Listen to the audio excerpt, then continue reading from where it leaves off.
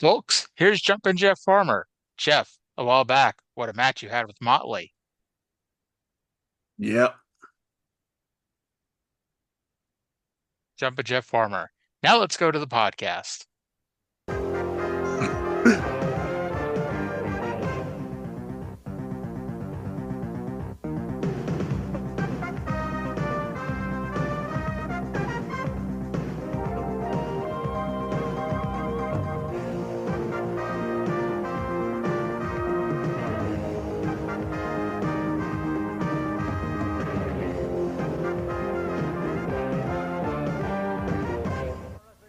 Hello and welcome to another action-packed, exciting hour of the Smoky Mountain Wrestling Rewatch Along Project.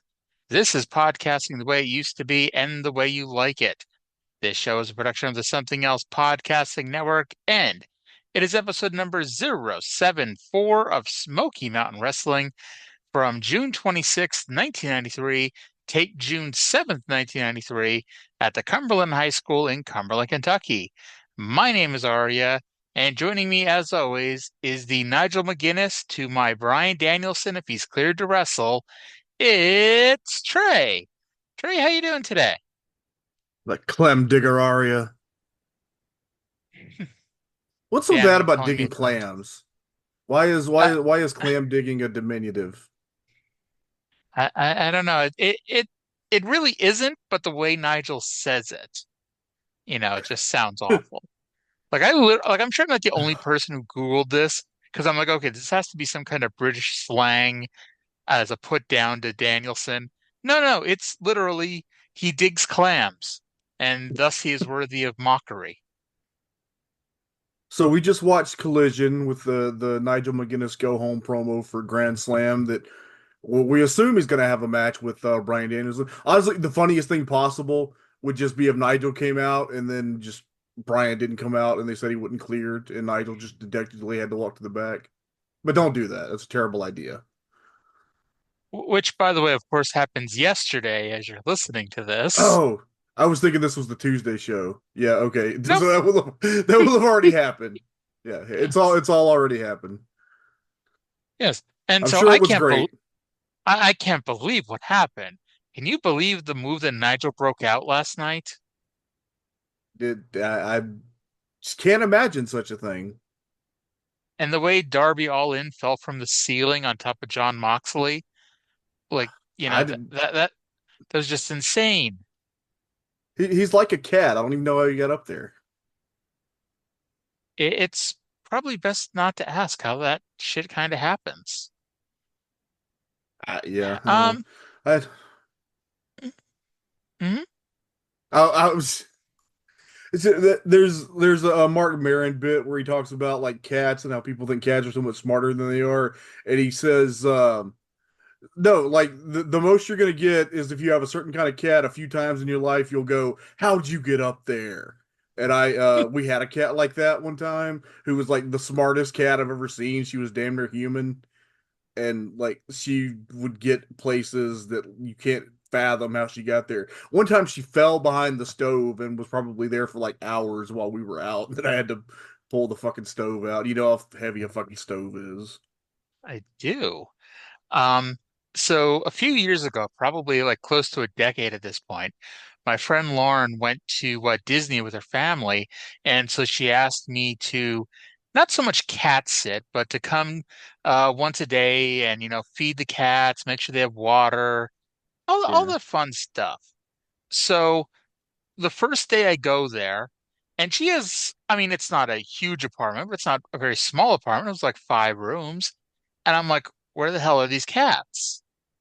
And I'm looking around and I can't find them. They're not behind anything. They're not underneath anything. They're not hidden in a box anywhere. And I'm like, did she like find somebody to cat sit them and like they took them with them? And so I'm like, I had to call her while she was at Disney, and I'm like, where are your cats? She's like, don't worry, they're there. They're just hiding. I'm like, I mean, I've looked all over the place and I haven't seen them. And she's just like, don't worry, they're there. Like, are you 100% sure? She's like, yeah. I'm like, okay. So I remember putting the food in the bowl, putting the water in the bowl. I sat on her couch and watched TV for like an hour before leaving, never saw the cats. And then the next day I came in and there they were. So it was either like the So biggest prank of all time, or, they were really good at hide and seek. one of our cats is very kind of skittish around strange people. So like if there's company, she'll usually just hide. So Mhm. last year, like around Christmas, we hired somebody off of like an app to check on the cats every day and make sure they have food and water while we were gone. And she kept texting me for like 3 days. She's like, "Yeah, still haven't seen Bella." And we were starting to get weirded out by it. And finally, on like the fourth or fifth day, she's like, "Okay, I confirmed that Bella still exists." Good, good. Yeah, leave it to cats. Why didn't we ever take after cats when we were kids playing whatchamacallit, hide and seek? Uh, Hiding places that we couldn't get out of.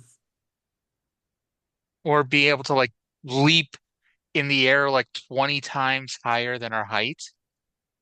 That is like the coolest thing that cats do. I don't understand why cats are viewed as like feminine because they're fucking like apex predators. They're super badass. Hmm. One time we came home from like an overnight trip and Hmm. there was a little dead snake in the middle of our living room and we determined that Lily, who's the cat that I mentioned earlier who was super smart, she got a hold of that snake and probably toyed with it for hours before she bit it in the neck and put it out of its misery. That cat was a fucking straight up gangster. Wow. Um, that just sounds tremendous. Tremendous, Yeah. tremendous, tremendous. Tremendous. She was a tremendous I, cat.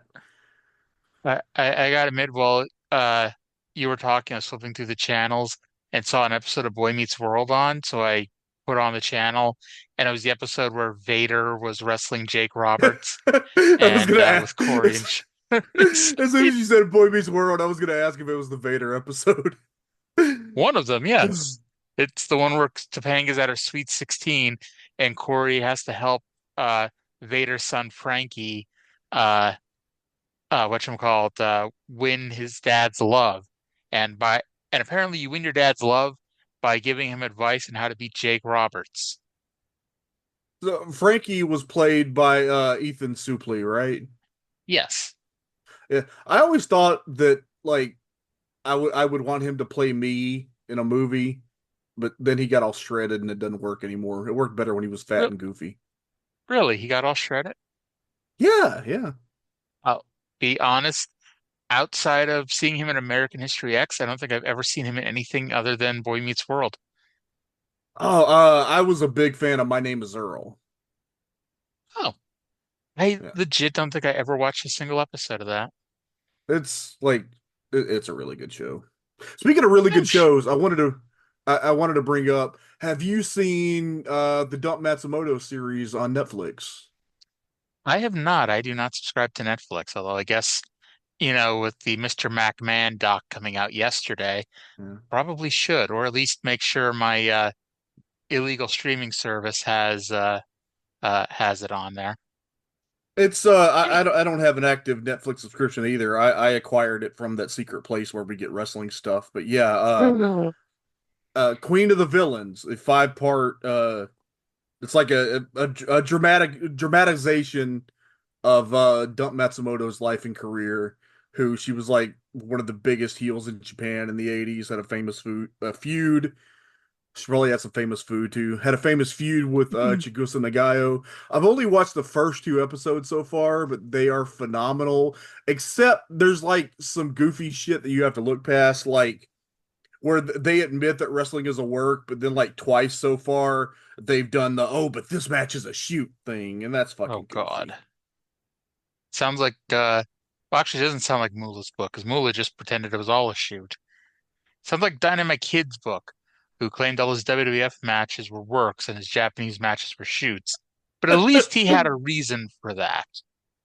Um, because Vince at that point had admitted wrestling was bullshit and the Japanese promoters never did. Yeah, yeah, By the way, I notice don't when you know. said, speaking of good TV shows, your next comment was, let's talk about Smoky Mountain Wrestling. Yeah, that's exactly what I was gonna say next.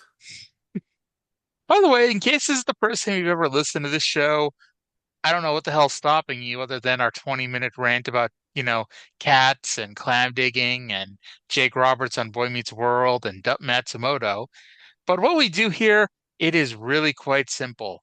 We watch every single episode of Smoky Mountain Wrestling, beginning with episode number one on February 1st, 1992, and we go all the way to episode number 200 on November 26th, 1995. We talk about the good, the bad, the ugly, the indifferent, the so-so, the all right, the amazing, the tremendous, the out of this world, the unbelievable, the unforgettable, the unremarkable, the one of a kind, the stuff you'll remember forever, the stuff you've already forgotten, and everything in between. We watch some matches, listen to some promos, and talk about some angles, and just have some fun talking about old school wrestling for about an hour. And then at the end of the show, I tell you what else is happening in the world of wrestling, because I can tell you June 26th, 1993, until I'm blue in the face. But this, my friends, gives you some context to where you may say, "Oh, I remember that. Is that what was going on at this time?" And I say, "Yes. Yes, it was." Can't wait to find out what's going on this week. I'm honestly surprised you didn't read The Observer. I read Ha- I'm still reading the 93 yearbook, but it's not in chronological order necessarily. oh, you're not reading the every issue of The Observer version of that No. book? No, Ah, no, I don't have that kind of I don't hate myself that much. well, it's a fun little read this week. Um, and we'll get to that here at the end of the show.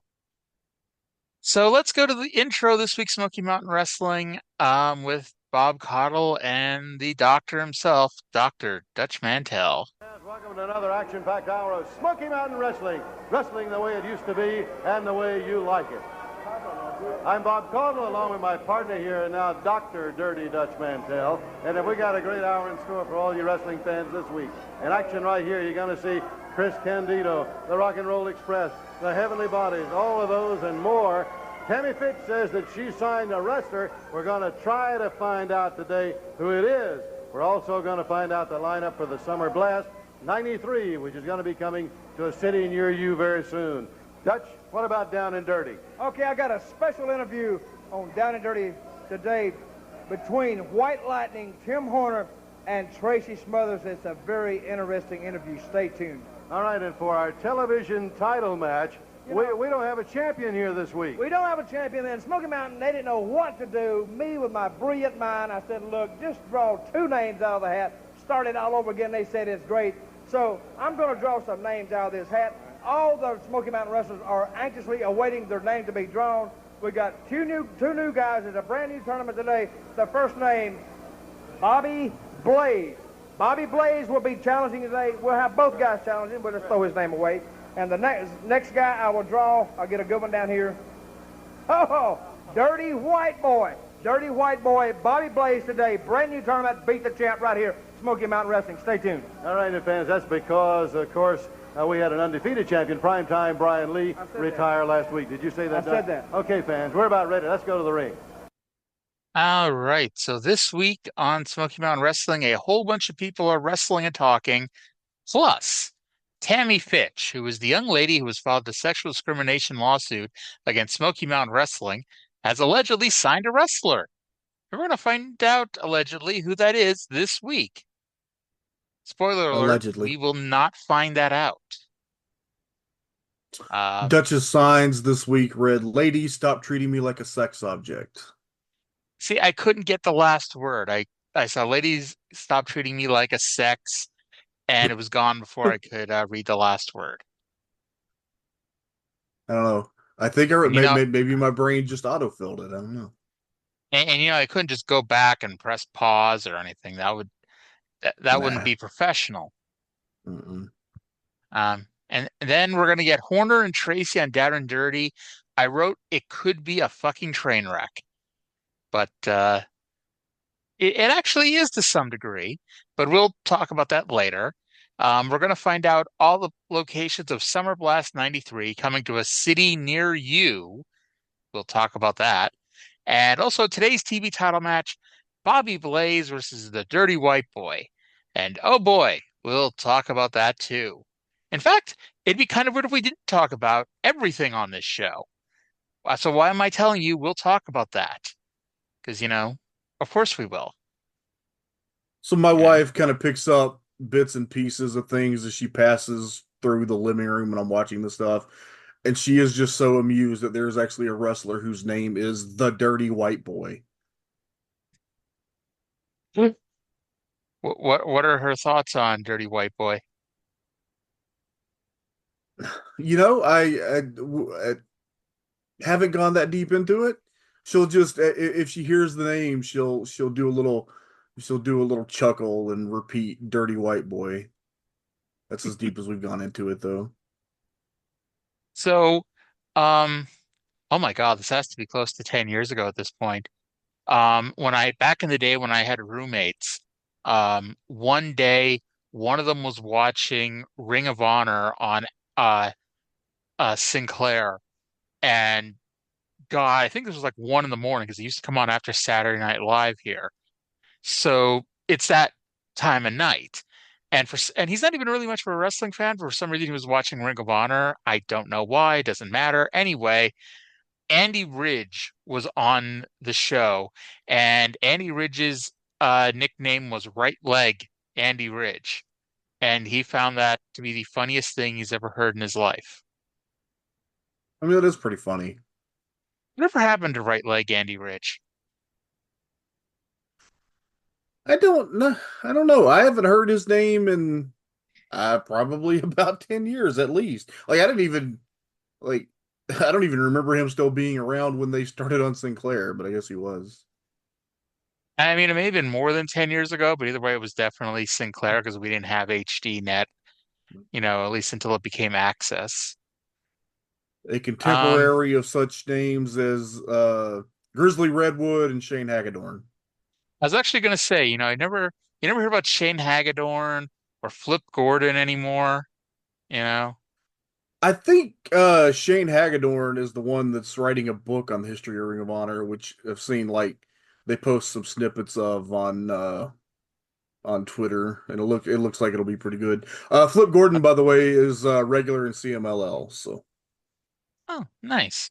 I'm kind of surprised. I mean, I guess I don't really know what he did during slash after the pandemic, but I'm kind of surprised he didn't become part of Tony Khan's Ring of Honor. uh, I don't know. I think some of the people in Tony's ear have had a relationship with him, and I wouldn't be surprised if they had unfavorable thoughts about him. Okay. Yeah. Uh, okay. I know we're a show that likes to stay on topic, but I have to, instead of talking about the opening match, because we've gone as far as the opening match of this show. Instead of talking about that, I want to bring up something I saw Brian Alvarez talking about on one of his shows that was posted on YouTube.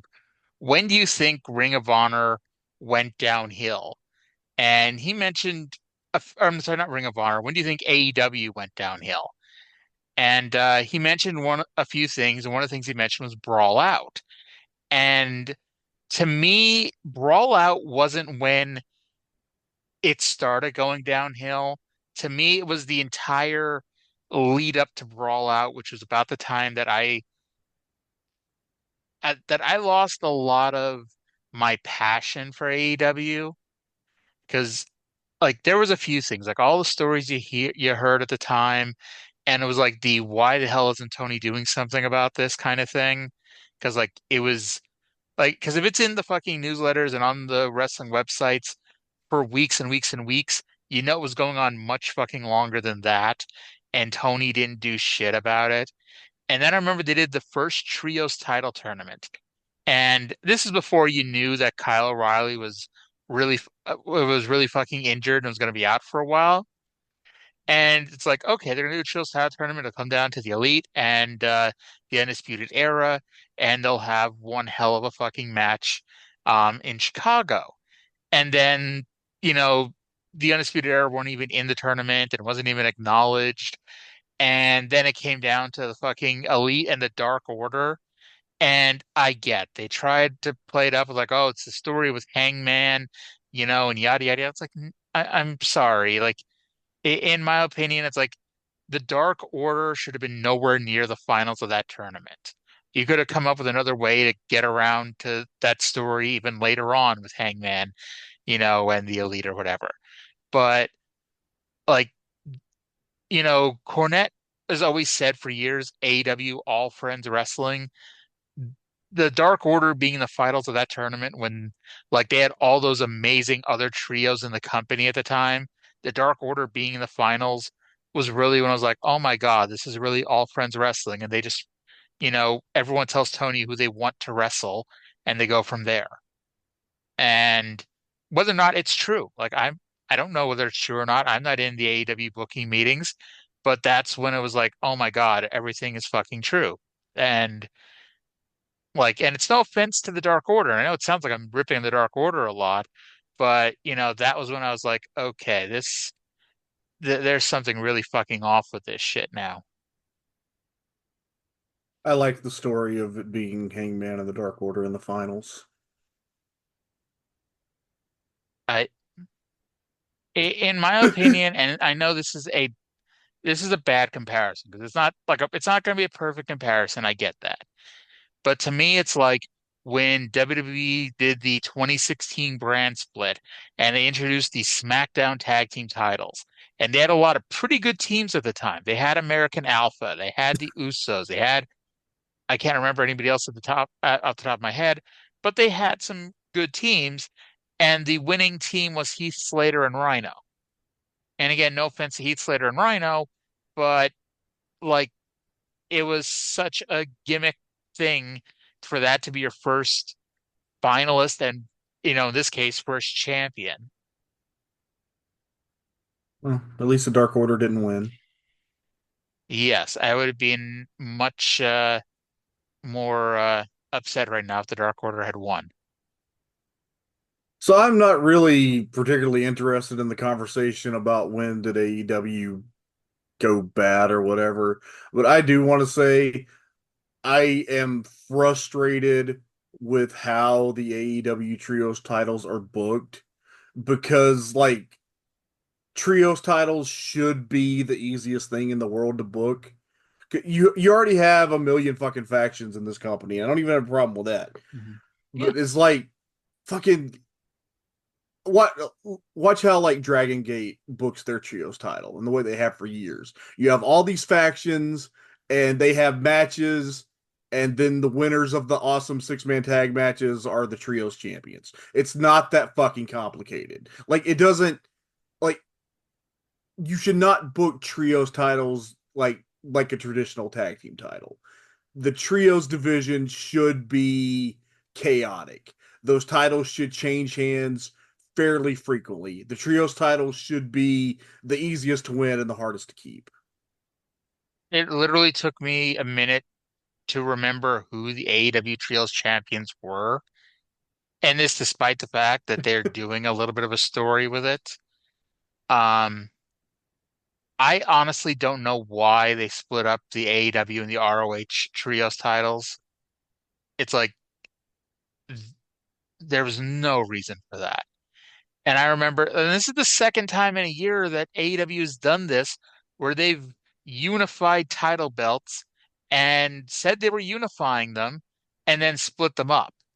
And when they did it the first time with Eddie Kingston with the Continental title, the New Japan Strong title, and the Ring of Honor title, I remember people saying to me, "Oh, they never said it was unified." Well, first of all, they did, but let's ignore that for a second. Um, they flat out said when the AEW titles and the ROH titles were merging that this was a unification. And that was everyone's argument. I was, oh, now they're actually saying this is unified. Well, apparently not. And at least, and okay, fine. WWE has unified their titles 8 million times and then split them apart. but at least, when WWE does it, it stays unified for longer than a couple months. I think it would have been hilarious if Okada had left New Japan and then immediately won the New Japan Strong Openweight title. Like legit, I believe that Okada's the reason they broke up the belts. Like, I think so too. they wanted to immediately for some reason they wanted to immediately put a belt on him. And I like Okada's gonna be Okada whether or not he has this title, but still. And it's like, I don't know, like because it feels like as they were building up to the Mark Briscoe Ring of Honor title win, I think like I guess it wouldn't have been that much bigger if they'd had him win three belts instead of one. But it's like I thought that that was what was going to happen. Mark Briscoe was going to win all three belts, and I was like, oh, let's just break it up a bit here. And I don't even remember who he lost the strong open weight title to. I'm Gabe pretty Kidd. sure it was who? Gabe Kidd. Okay, I'm pretty sure it was after he lost the Continental title to Okada, though.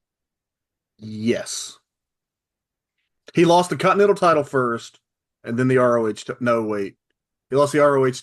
No, wait. Oh, the Continental title, and then the ROH title, and then the Strong title.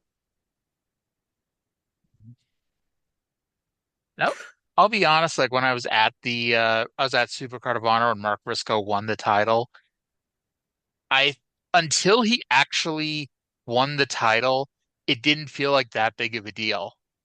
It's like even the whole match, it's like, okay, I think most of us figured out he was gonna win, but it was like, okay, this is kind of like it felt a year too late to pull the trigger on a big Mark Briscoe win. Because remember, he took on Joe last year and lost. It was hilariously awful. But then it's like when he won and the reaction of everybody and the like everybody hitting the ring and Papa Briscoe getting in the ring and all that shit happening. It was like it became a big deal when he won. You know what I mean? Yeah. I don't know. It was a big deal for me from the minute the Skinner song hit.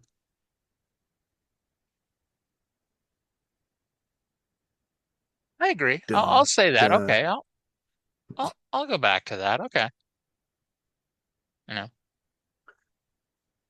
That was Ru- also the show that had the never-ending Johnny TV Dalton Castle match. Like Jesus Oh my Christ. God. Okay, That I'm that might sorry. that match might still be happening. Has there ever been a more boring moves wrestler than Johnny last name?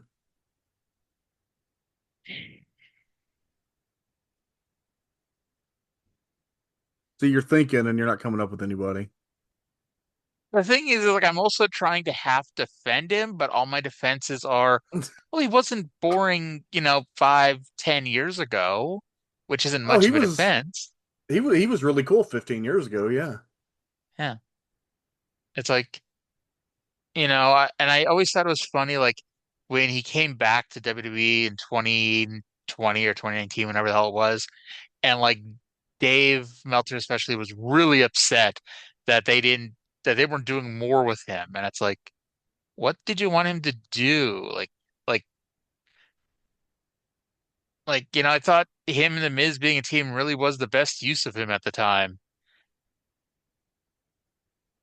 Yeah, I And the the Rock and are you Roll still there? Express beat Pete Lee and Jeff Daniels in a minute and 43 seconds with a double drop kick. By the way, it's Paul Lee, not Pete Lee. But Uh, sure. Does it matter? Does it really fucking matter? this is the first time Robert Gibson has done anything on TV in a month, and he tags out after like 10 seconds. Like, what the fuck, dude? This is why Ricky joined the York Foundation. Ricky pins Paul Lee, and then the ring announcer says, "Gentlemen, the winners of the match are the Rock and Roll Express." Like, what the fuck, ring announcer? The ladies not allowed to be acknowledged that they won the match too? Girls, gals, and non-binary pals. hmm Let's go to a Ricky Morton promo about the upcoming match against the Bruise Brothers at the Summer Blast. All right, fans, right here, our Smoky Mountain Tag Team Champions, 4 times World Tag Team Champions, Rock and Roll Express, Summer Blast, Rick. Summer Blast is coming up. The big Bruise Brothers are there, and this could be the biggest challenge that you two have ever faced. That's right, Bob. You know, this match right here, we had our eye on the back because we're not going to be ambushed another time.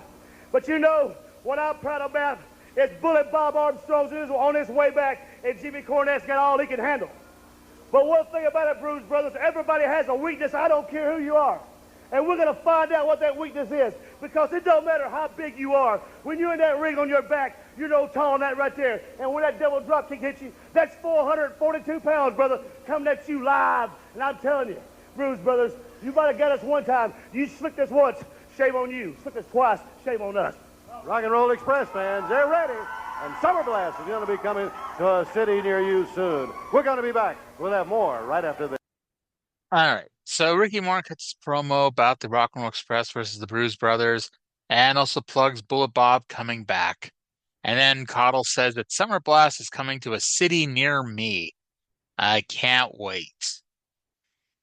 No, I didn't. I didn't write them all down. Did you? Was there a city near you? We'll get to that. We'll get to that. Maybe we should just try to make Fleming neon. Oh Lord.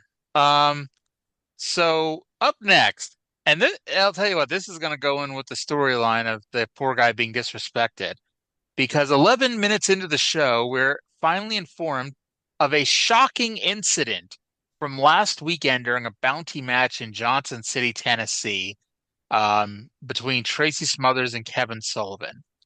So we go to the footage, and Smothers had, according to Chip Kessler, who we'll talk about Chip Kessler in a minute, but according to Chip Kessler, Tracy Smothers had Kevin Sullivan on Queer Street, and a dirty white boy ran in and hit Smothers with a chair.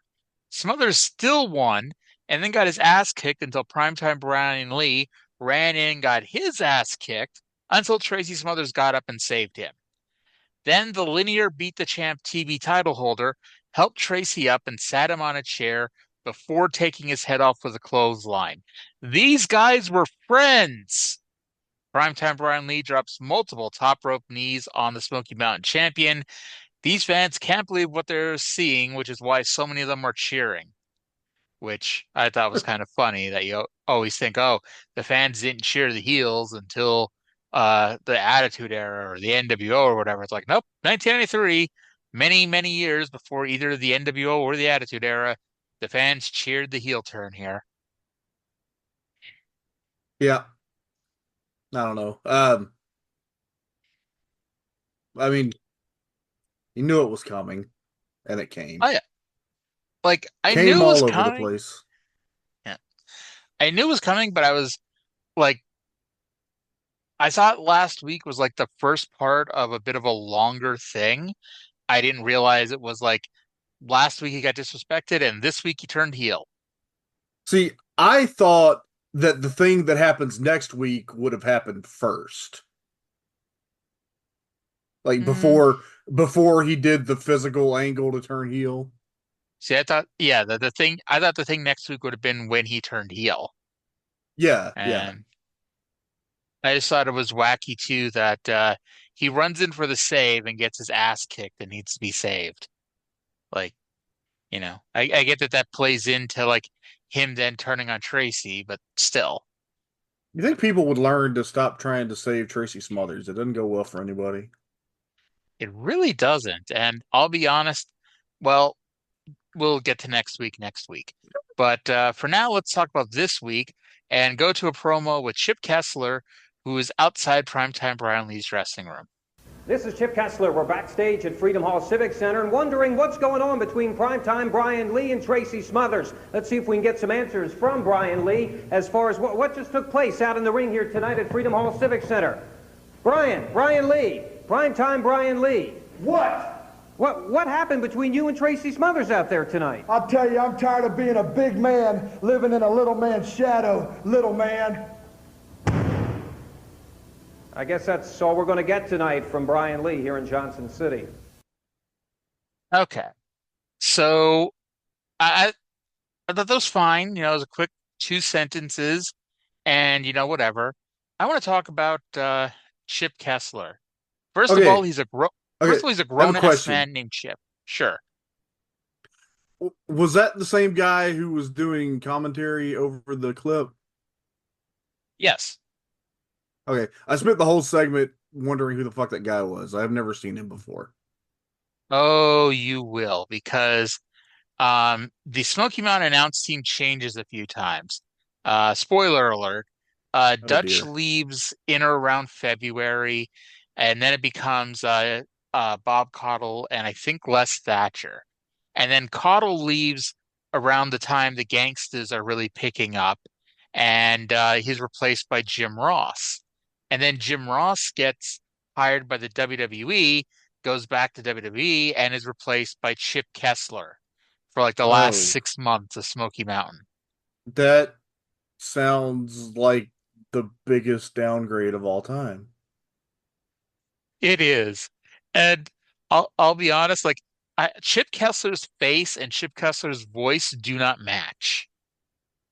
I've honestly already forgotten his face. I don't know, it's a kind of a generic face with a black beard, you know. Yeah, sounds right. And yeah, that man is going to be the play-by-play guy for 6 months during the How do death you of Smoky Mountain. how do you go from the greatest announcer of all time to a guy named Chip? What? I'll be honest, like I don't know, like was Brian Matthews busy or something? Because I think he would have been decent, maybe. What about oh my God, I can't remember his name, and I know you weren't here during this period, but during the search for Jim Cornette's team last year, which turned out to be the Heavenly Bodies, the newscaster who was following Jim Cornette around to all these places, he would have been great. But nope, we get Chip fucking Kessler. Yeah. Yeah. Chris Comet from Glasgow, Kentucky versus the WWA World Heavyweight Champion, Chris Candido.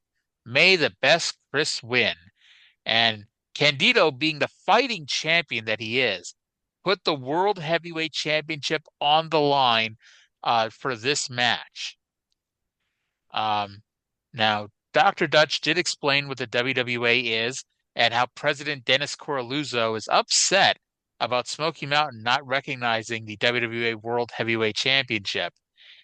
Did you notice Dutch kept calling him Chris Klein I did instead of Chris notice Comet? that. So the thing that stuck into my mind and became the only thing I thought about for the duration of this match was they stated that Dennis Coralluzzo had been making phone calls to the SMW office, and what do you think the conversations were like between Dennis Coralluzzo and Pam? Oh, God. Because surely it was Pam taking those calls, right? Unless he was just calling Corny directly. I mean, Ah, calling the members of the board of directors directly, obviously. Mark Curtis. Uh, Mark Mark Curtis Curtis and and Sandy Scott. Mark Curtis, Mark Lawrence and Sandy Scott. Oh, God. Mark Lawrence brings the booze to the meetings. Oh, you know he does. Um, Chris Candido, like he broke out the Christian Cage, Jimmy Legs dive, that Christian stopped doing a long time ago when he got older, where you jump up onto the middle rope inside the ring and then dive out of the ring. And I can't believe I'm going to say this, but Chris Candido was a lot less smooth with it than Christian was. I did note that that was probably the first time anybody had ever done that in Eastern Kentucky. It's hilarious. Like first of all, the crowd's gonna be dead for the next 2 weeks for the most part. But it's like the crowd is like dead for these Chris Candido matches. And, Cornette explained it on his show. It's like he's coming down to Southern Wrestling where it's like a headlock is enough to get a crowd reaction. And he's doing flips and dives. And this crowd who can barely add two and two has no idea what the hell they're looking at. I was like, the way it looked, I didn't even recognize it as the Christian Cage spot until you said so just now. I'd like to think that Christian was watching his Smoky Mountain tape, saw that, and got the idea. I would imagine so. So Candido retained the World Heavyweight Championship with a suicide plex, which is a top rope superplex. Okay, now I understand that he's the suicide blonde, but why is that the suicide plex when it seems like the goal is more homicide than suicide? It shows that wrestling is fake because Chris Comet let Chris Candido give it to him.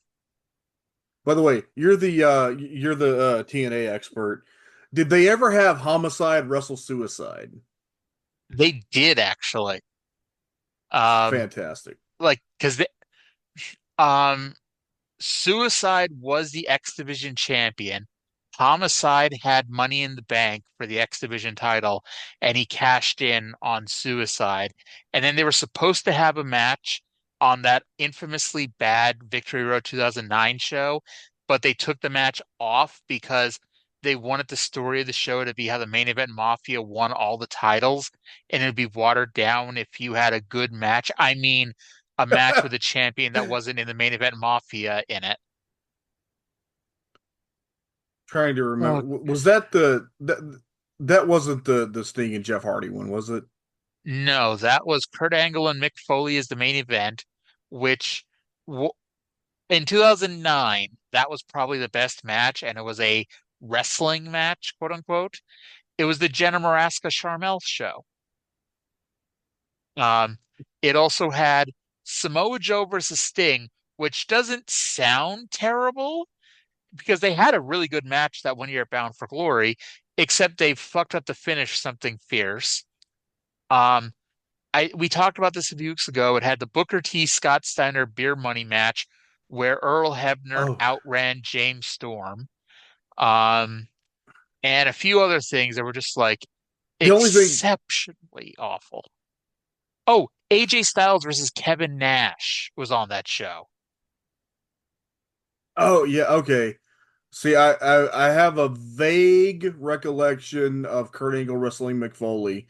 I do remember Booker T and Scott Steiner beating Beer Money for the tag titles, and I do remember Kevin Nash beating AJ Styles for the what was it that week? The Legends title. Yes, or the yeah, it was still the Legends title. It wasn't yet the it became the global title when Eric Young won it, and then it became the TV title when AJ Styles won it, and then it got retired and got brought back as the King of the Mountain title, so Jeff Jarrett could win it in his one match that he returned to TNA for in 2015. Like they Somebody tried to, was it was like the laziest attempt at making that a new belt because like they just took the same TV Global Legends title and like I think they spray painted the red strap black, but it's like it wasn't even a good spray painting because like the red was seeping through. somebody was watching old World Class and just said, "Ah, fuck it, we only need one belt." Uh, the funniest thing about them not doing a second title instead, or like to get a different belt, especially when they brought it back as the King of the Mountain title, was that like I know the company was losing money, but they kept changing the X Division title like every year. So they were paying to get new title belts at least once a year for the fucking X title. You couldn't have done that for the King of the Mountain title. I guess Also, not. it's a, I guess also it's a travesty that not every title defense was a King of the Mountain match. you know, I had the same thought. That was the problem with that particular championship. That was also the time when TNA, and this was the second or third time they did this, where it was like they recorded all the TV shows afterwards before the show happened. So it's like they couldn't do a pay-per-view with storylines because it was like, everything would be spoiled afterwards. So like the King of the Mountain title came up as like the only thing that they could do that wasn't spoiled moving forward, except it was because every other person in the match was on those Impact tapings without the belts, except for Jared, who wasn't on the tapings at all. I don't even Okay, what year was that? I was like fucking 20. 2015. Yeah, I was. I had completely given up on TNA at that point. That I don't know was the next year when what's his name got I don't want to say he got screwed out of the company, but it's when Dixie lied to him about um you know being given ownership of the company and all that shit that happened. Billy Corgan. Yeah. Um all right. So we've been delaying it long enough, I guess. Let's go to Chris Candido, the WWA World Heavyweight Champion, with Bob Caudle. Fans, and with us right now, here's our WWA World Heavyweight Champion, the Suicide Blonde himself, Chris Candido. Oh, Bob Caudle, Yes, sir. I have finally realized why Smoky Mountain Wrestling will recognize me as a real world champion, even though I am. And that's because they're afraid that I'm going to beat all their talent. They're going to have nobody left here at Smoky Mountain Wrestling. See, wrestling here is like a cakewalk, you know? I'm just having fun. I was thinking about leaving because I hate the South and I hate you bunch of rednecks. But it's an easy time of it. So you like taking their money? Oh, I like taking, they don't have any money, number one. I use food stamps. It's not like New Jersey, the mecca of professional wrestling. But hey, it's easy. Maybe I'll stay a while. And if that recognizes me as a real world champion, my personal friend, WWA President Dennis Carluzzo, is going to look into that. All right, fans, I tell you, you've seen him in action. As we say, he has some tremendous moves in the ring. WWA World Champion, the Suicide Blonde, Chris Candido. Don't go away. We're going to have more action. But first, let's hear. All right. So I don't know. There's something so fucking corny about this whole, how awful the South is. I'm gonna go to a real city. I'm gonna go to a real state. I'm gonna go to the New Jersey. There's something so awful and so amazing about how corny that is. Thinking that there should be some kind of crossover between the New Jersey's Chris Candido and New York's the Dirty White Boy. You would think so. Maybe they take the same flight home. Like they fly into I bet. LaGuardia or Yeah. something. You know? Newark. I bet Mr. Ron Wright would be happy to tell Chris Candido all about the stories about East Tennessee chain matches and all that. I bet Chris Candido could learn a whole lot from Mr. Ron Wright. Yes. All right. So then banjos began playing, and no, this wasn't about whatever the hell the show was back in March, where they were playing banjos. This was banjos to promote Summer Blast. And there was going to be 7 shows.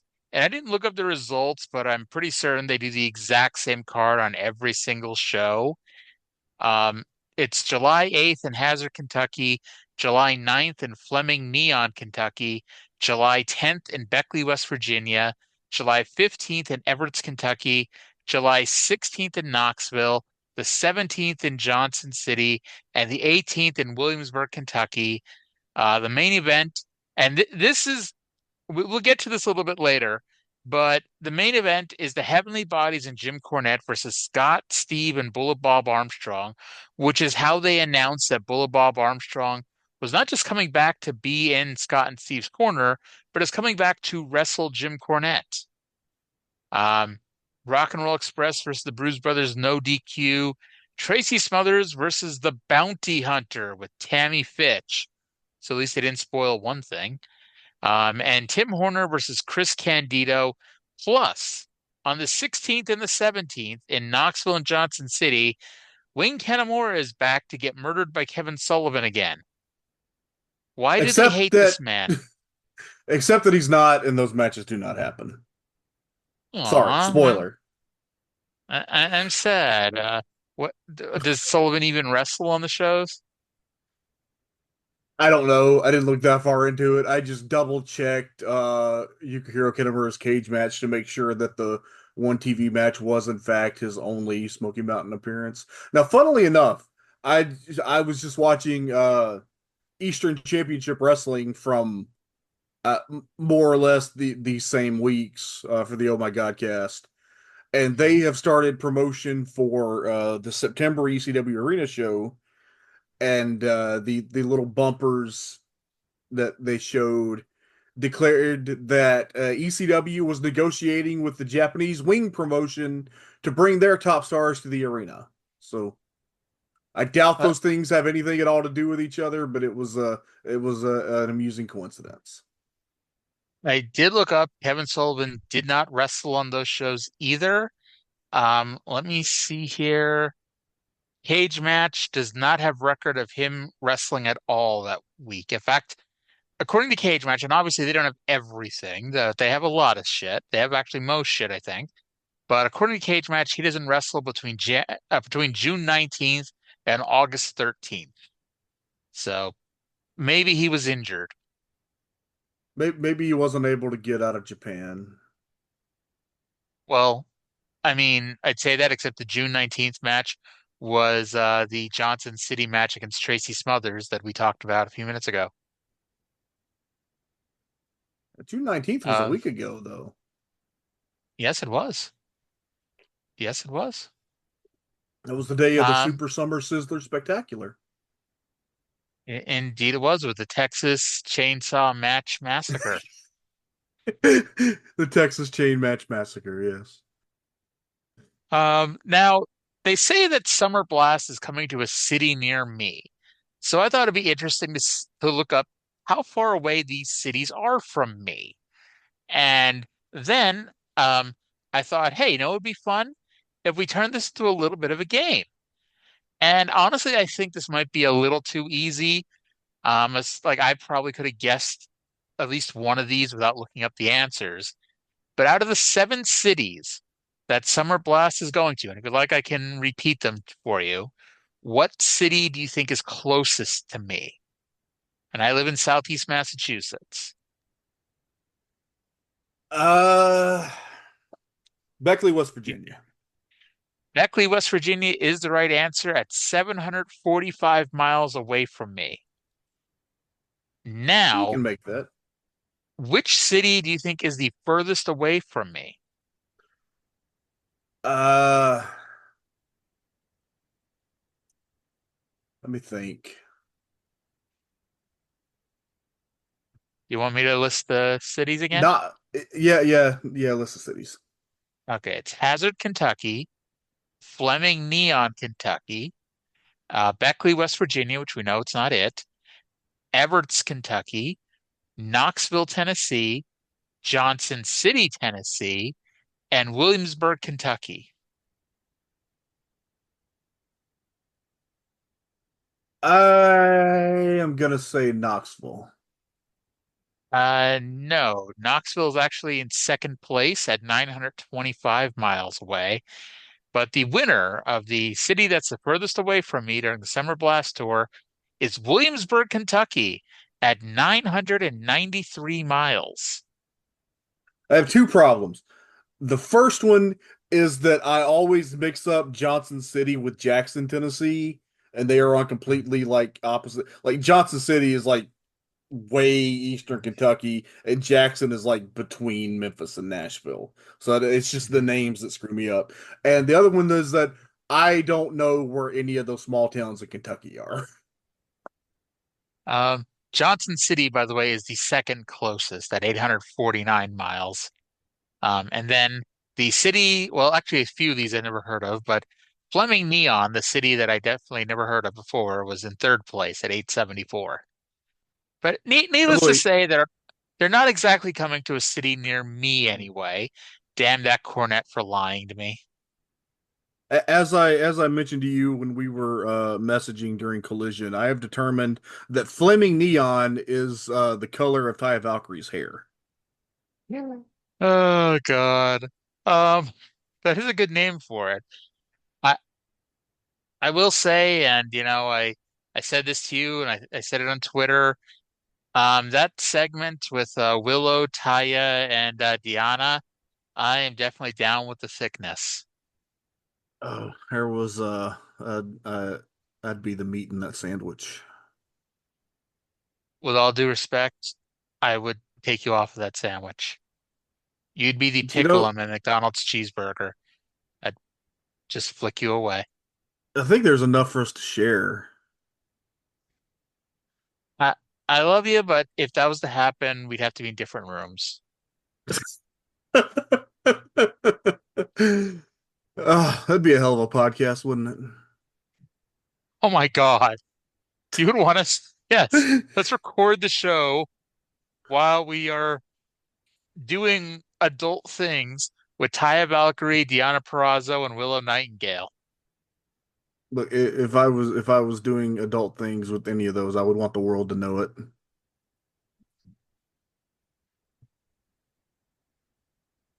Killed the We're so podcast good. dead.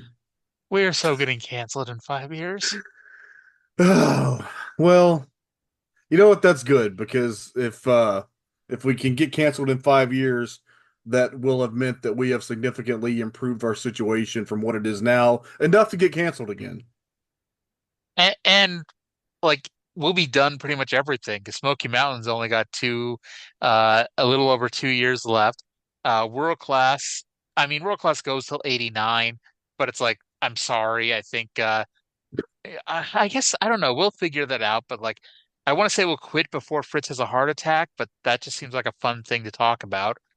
And Mid-South dies when they sell it to JCP in April of 87, but at least then they still attempt to continue to book it as a separate territory until around September or so. Actually, the last episode of the UWF is basically NWA Worldwide Wrestling, but it's listed as the And UWF. after we finish Mid South and World Class, we're gonna go back and do Memphis and Southwestern. There you go. Actually, the last episode of UWF is, well, I don't say head to head, but it's the same episode as Fritz has a heart attack. Oh, really? Yes. Oh, So the that'll series finale of this show is going to be that.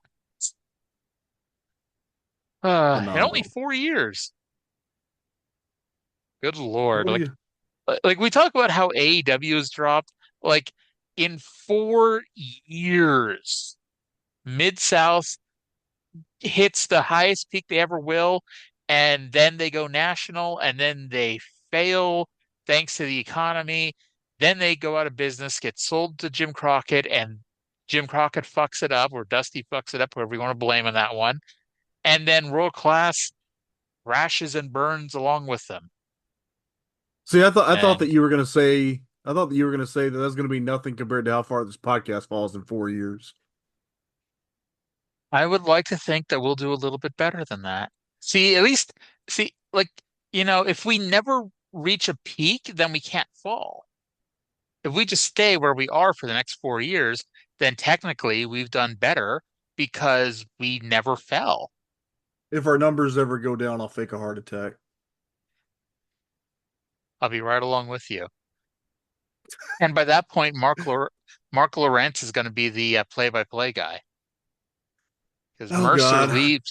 Mercer leaves with what's his name when the Booker leaves to go form the competition that Lance Von Erich went to. Oh, that's what happens. Yes. And that's when Fritz goes on TV and talks about how the Von Erich name is trademarked and he can't be the Von Erich anymore.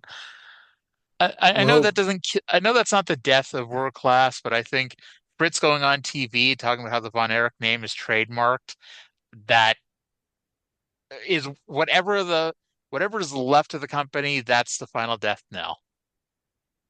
I just hope Mark Lawrence is off the sauce by then. I don't know. Like, I don't think he ever goes to rehab. I tried to make him go to rehab, but he said no, no, no. I I always think of that meme that somebody has of Consuela from Family Guy singing that.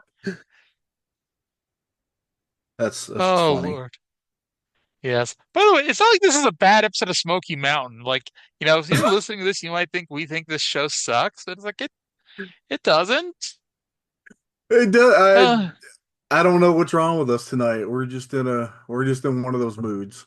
Anytime that we record like late Saturday night, we just go completely off the rails because we have a weird, like we're tired, but we have a weird giddy energy about us. Exactly. So before Down and Dirty with Dutch with his guests Tim Horner and Tracy Smothers, they show a video recapping the issues these two men have had. And from there, let's go to the desk where Dutch is with the Smoky Mountain Heavyweight Champion and somehow his number one contender, Tim Horner. Well, fans, you saw it. You can draw your own conclusion. But right now, Tracy, I want to direct my attention to you. Of course, you're having a lot of problems with the co-wrestlers here in Smoky Mountain Wrestling and your friends. And I'm sure you're being the noble individual that you are. You don't blame Tim Horner for almost costing you the Smoky Mountain Heavyweight belt. Heavyweight belt. When Don Rod came around, everybody saw that. And when I'm sure you don't blame Tracy for sort of knocking you on your. No, wait a minute. Everybody Tennessee. saw what happened. I had powder in my eyes. I couldn't see who I was hitting. There was guys coming at me from all sides, man. Well, anyway, regardless of whatever happened, guys, July the 2nd is a big night in both of your lives. Summer Spectacular, Morristown, Tennessee, July the 2nd. This Smoky Mountain heavyweight belt will be on the line between Tracy Smothers and Tim Horner, which brings up another interesting point. Now, I know, you know, all the fans know that Morristown is your hometown, Tim. And Tracy, I just want to know, how does it feel like being an underdog? You're the big gun going in there, but he's got the home field advantage. Why would you go to Morristown? Well, I suggested Morristown, Tennessee. It doesn't make me any difference where the match is at. We could just as easily have it in Springfield, Tennessee, or in Russia. It doesn't matter to me. Well, you said Morristown. You got something against Morristown? I ain't got anything against Morristown, Tim. Nothing at all. That's a great town. I love Morristown. What's wrong with Morristown? Now you want to go to Springfield? Would you go to to Springfield? Happens to be my hometown. Well, I'd go You're having it in your hometown. He said Morristown, and the good people in Morristown expecting that.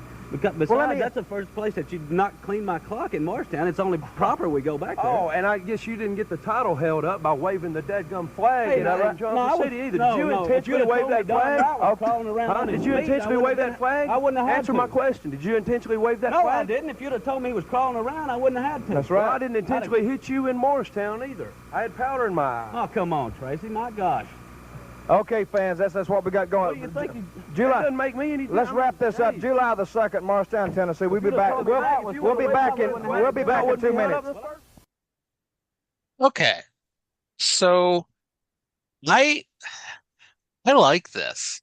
I think Dutch and Tracy carried Tim Horner to the good kind of train wreck and not the bad kind that I was afraid we were going to have with a Tim Horner interview segment. This is actually really good. Dutch is such a fucking instigator. But Dutch is a fucking instigator, and also, and I know you don't blame Horner during this, but I completely blame Horner because, you know, he, like, you know, I don't know, he's such a fucking hothead in this angle. It's like, you know, he's friends with Tracy Smothers. Tracy apologized for the accident punch in the face. And it's like you think Horner would be like, you know what? Yeah, we're baby faces. I hear you, Tracy. But nope. I gotta tell you though, do you think because we're in a Horner's hometown, do you think Horner tried to politic for the belt? Absolutely. Do 100%. do you think Tracy had to put him in a sharpshooter in order to get him to lose? You think the Klan threatened somebody again? I do have to say one thing. Tracy said that they could have the title match in Morristown, Tennessee, Springfield, Tennessee, or even in Russia. And, you know, I think Russia is outside of the Smoky Mountain region. There's mountains in Russia. What was that? There's mountains in Russia. I mean, I'm sure there are, just, you know, it's not the Smoky Mountains. What if the Caucasus Mountains? What if there was Caucasian mountain wrestling? Actually, that wouldn't be too different from Smoky Mountain Wrestling, would it? No, it wouldn't. And the Gangsters would still be the number one heels in the company. And by the way, listeners, yes, that is where the term Caucasian comes from. Really? Yeah. I was unaware of that. Mm-hmm. See, you learn something new on this show by listening to it. All of our listener will appreciate that. That's it's honestly all I'm ever gonna get out of my history degrees, so enjoy it. I appreciate it anyway. Um, so before we go to an interview segment with Tammy Fytch, who's, by the way, the young lady who filed the sexual discrimination lawsuit against Smoky Mountain Wrestling, we saw footage of Tracy Smothers calling her ugly last week. And then let's go to a promo segment with Miss Fitch. You got a chance to see it again, and of course, I don't think I've ever seen anybody any more irate than you were after that happened to you last week. You know, some of my girlfriends and I thought it would be fun to bring a cute little southern boy like Tracy Smothers home and bring him around to some sorority parties, show him off a little bit, but now I realize that to take him anywhere would just be a complete embarrassment. But now I'm concentrating on business. I have just signed a man to a contract who will get even with Tracy Smothers. I'm not going to tell you his name just yet. Please, who is it? No, I'm not going to tell you his name just yet. Let's just call him the Bounty Hunter, okay? We will collect this $20,000 bounty and put Tracy Smothers out of wrestling forever. And I don't really care about the $20,000 because that won't even pay your tuition at school. So all I have to say is that we will get even because no one gets away with insulting me. And Tracy Smothers, you've made the biggest mistake of your life. All right, fans, you've heard it right there. She says that she has signed someone. Hopefully, we're going to find out who soon. Right now, let's go to the ring. Ladies and gentlemen. All right, so we heard from Tammy Fytch, who again is a young lady who has filed a sexual discrimination lawsuit against Smoky Mountain Wrestling. And the big news here is she says she signed someone who will get even with Tracy, but for now they're not important enough to have a name, so we're just going to call him the Bounty Hunter. And she says they're going to collect the $20,000, but also states that $20,000 won't even pay for her school. So, you know, No, is why does she she want it still there? enrolled? Is she still enrolled? What the fuck is she? Well, I guess it is summer. Is she just off for the summer and she's gonna go back to school in September? I mean, for the next 20 years, all you hear is that Tammy Sitch is going to go back to school. So maybe she really thought she was going to get $20,000 out of having somebody attack Tracy Smothers, and it would turn her life around. That's when she went wrong when she dropped out of college. Just imagine the alternate universe where she stayed in school. The That alternate poor old man universe where is that poor old man is still alive, and Chris Candido is also probably still alive. Yes, because Chris Candido never leaves of the WWA, where he's still the WWA World Heavyweight Champion to this day. After Dennis Coralluzzo dies, Candido just takes the promotion over, like when Michael Modest and Donovan Morgan took over All Pro Wrestling. And you know, we just live in a world where Candido never goes to WWF. He never goes to ECW or WCW. Tammy goes to school, graduates. I forget what she was going to school for, but she lives a long, healthy life, and that old man that she murdered is still alive. And somehow Shawn Michaels ends up fucking Pam. Oh my God. Yes, because when Vince wants to do the Body Donna gimmick, he brings up Tim Horner and Tom Pritchard. And so we need a new Sunny, and that becomes Pam, or Pam becomes the new Sunny. I'm imagining Tim Horner as a body Donna.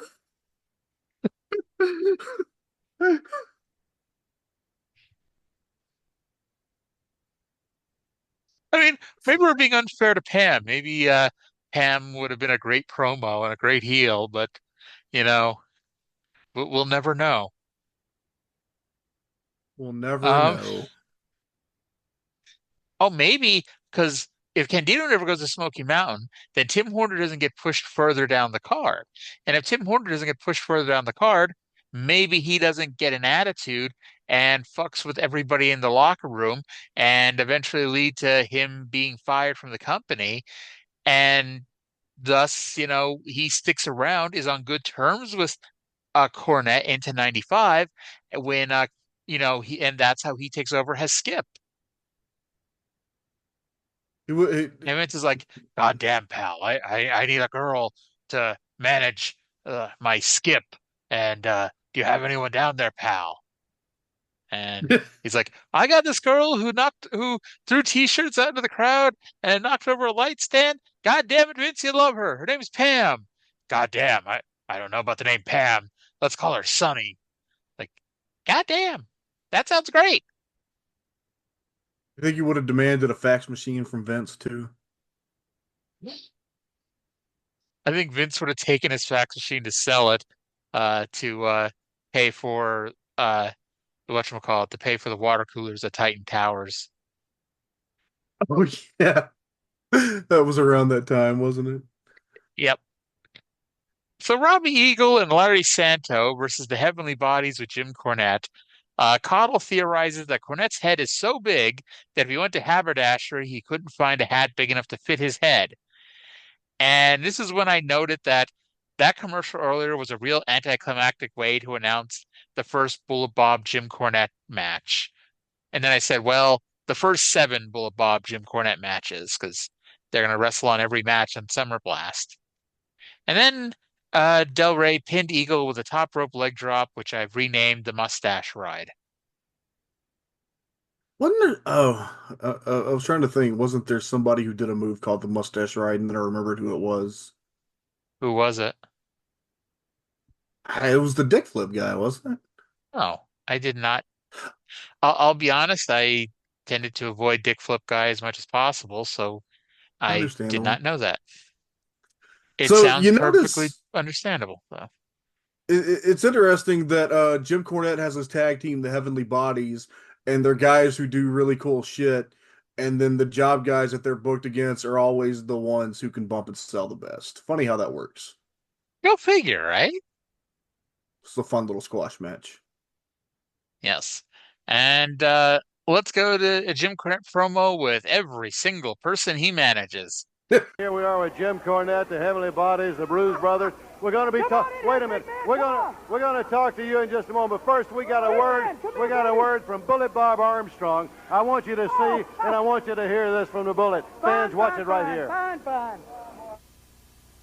I feel so good, Cornette, because next weekend I'll be sitting at ringside with my boys, and my letter from my doctor came today and said on July the 8th for the big Summer Blast tour, incidentally your farewell tour, I'll be able to get back into the ring.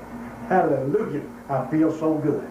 It'll be me and my sons in a 6-man tag with you and your Heavenly Bodies.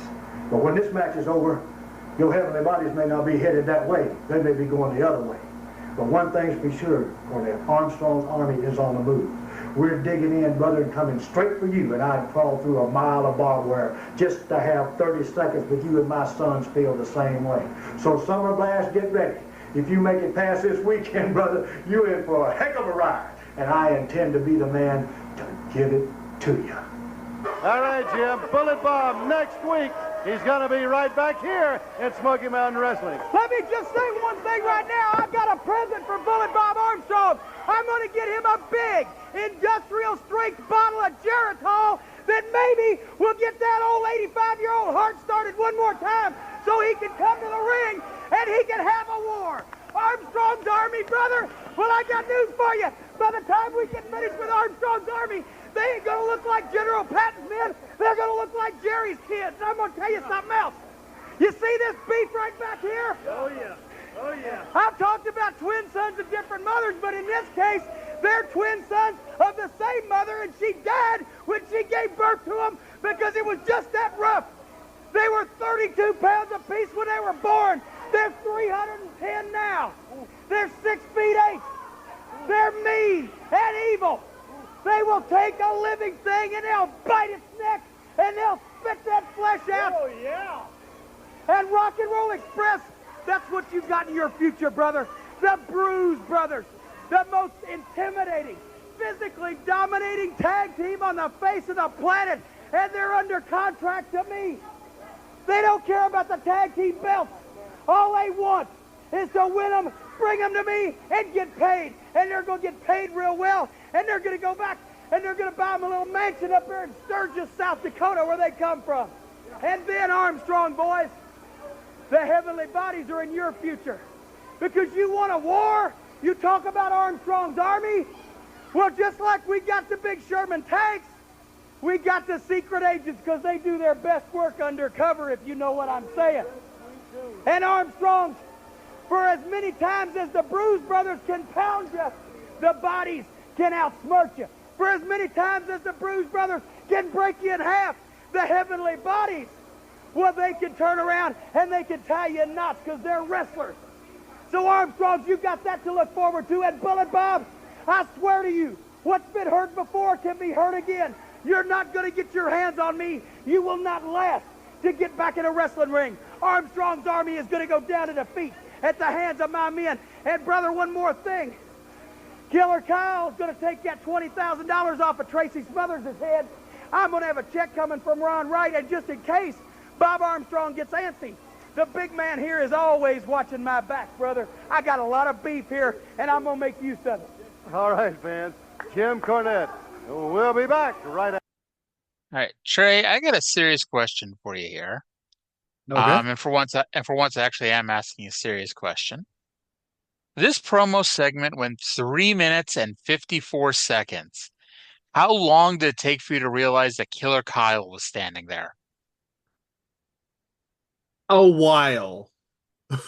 It was like at least halfway through the Cornette promo about the Harris brothers' mom dying. Then I'm like, oh shit, Killer Kyle's there. So, how much do you think a mansion cost in Sturgis, South Dakota? $28? It depends what time of year you buy it. If you buy it in August, it's probably like $30. And we're not talking about this in 1993. We're talking about like in 2024. Yeah, that August is the peak time. That's WCW Road Wild time.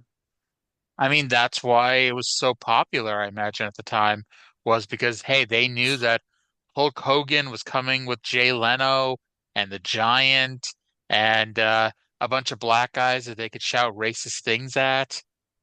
You know, I bet that's what I'm Sturgis was so reasonably popular. good at. I'm reasonably good at geography, and honestly, that's the only reason that I've ever heard of Sturgis, South Dakota.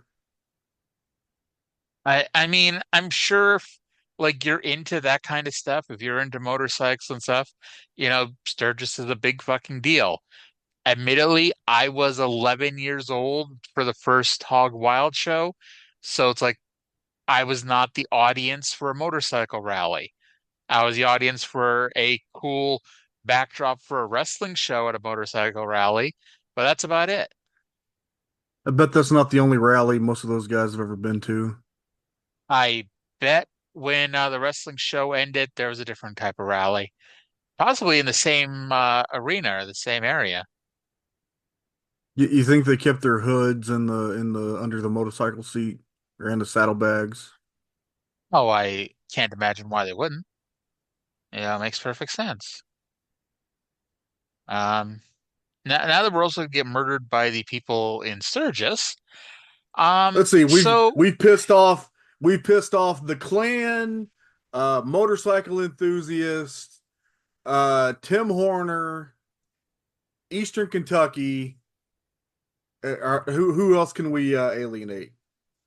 Um, I mean, technically we didn't alienate them, but I imagine they would probably be offended if they heard this. Willow, Deanna, and Tyra Valkyrie. You know what? That's fair, and that was very disrespectful of us. Yes, we do apologize. Our mama is listening. You know, she's not, but you know. So where the hell was I? Okay, Kevin Sullivan. Yeah. So Kevin Sullivan has a promo that he's taped in Japan for some reason, even though he just wrestled in America last week. But let's go to Japan with Kevin Sullivan. And before our Beat the Champ match, let's hear these words from Kevin Sullivan about his match at Summer Blast. Here I am in the land of the rising sun, looking for Kenny Mora. The last time, Kenny Mora, I whittled the state of Tennessee. They say that you're coming to Smoky Mountain Wrestling for Summer Blast? What do you think? You're the cowardly lion? You're going to fight me with one arm? Listen, I'm going to end it right here in your home country, Japan. You ain't going to no Summer Blast. You won't get embarrassed me nowhere in the United States. So I think I discovered the reason why this match didn't take place at Summer Blast. We were informed that his opponent was Kanemaru, but Sullivan kept talking about he was going to wrestle Kenny Mora, Huh. and Kenny Mora never showed up. By the way, Kevin Sullivan also had a goatee here. I Yeah. I don't Hasn't remember ever seeing him with at least that level of facial hair. hasn't didn't Kevin Sullivan have a goatee from like the late 80s on? I don't know, it looked more pronounced here. Yeah, maybe. Um, So, I I mean, yeah, did he we did, but mhm. did we ever resolve the deal with Kevin Sullivan's therapy? Because I'm concerned. I Yeah, still think that he needs to be in therapy, and I'm worried that Smoky Mountain Wrestling isn't paying for it anymore. yeah, I think that's the problem. That he's a pro wrestler, he's an independent contractor, so he may not have insurance to pay for his therapy. And Bullet Bob, almost assuredly got stopped paying for the bills. You know, Bob Armstrong's lasting legacy as commissioner of Smoky Mountain Wrestling. like yeah, I mean, this guy has serious mental health issues, and Bullet Bob Armstrong is keeping him from getting his much needed therapy. Awful, awful. Yeah. A man And you needs saw his therapist. and you saw how he was even with daily therapy. And so like you obviously he needed more, and Bullet Bob would not help him out here. Oh well. Don't we all need more therapy? So Dirty White Boy was Mr. Ron Wright versus Bobby Blaze for the Beat the Champ TV title jockstrap.